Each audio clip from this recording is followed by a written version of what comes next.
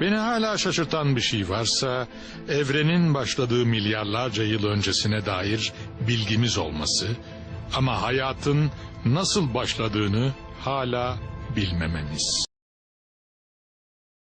Well, then who did create the heavens and the earth? Why do you use the word who? You see, you immediately beg the question by using the word who. Well, then how did it get created? Well, by a very slow process. Well, how did it start? Nobody knows how it started.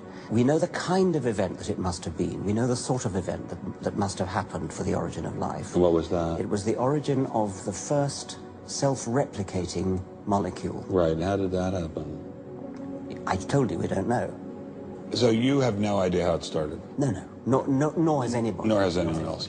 What do you think is the possibility that intelligent design might turn out to be the answer to some issues in genetics or in evolution?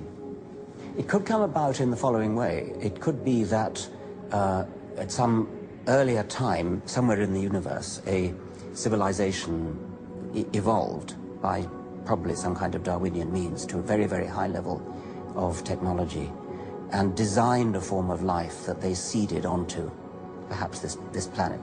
Now, that is a possibility and an intriguing possibility. And I suppose it's possible that you might find evidence for that if you look at the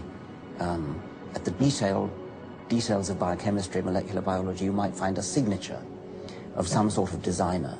Wait a second. Richard Dawkins thought intelligent design might be a legitimate pursuit?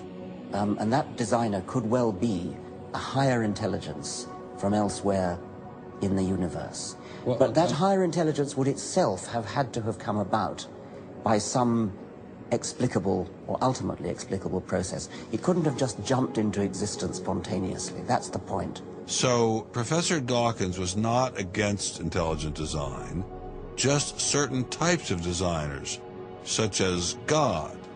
So the Hebrew God, the God of the Old Testament, he doesn't exist in your view? Certainly, I mean, that would be a very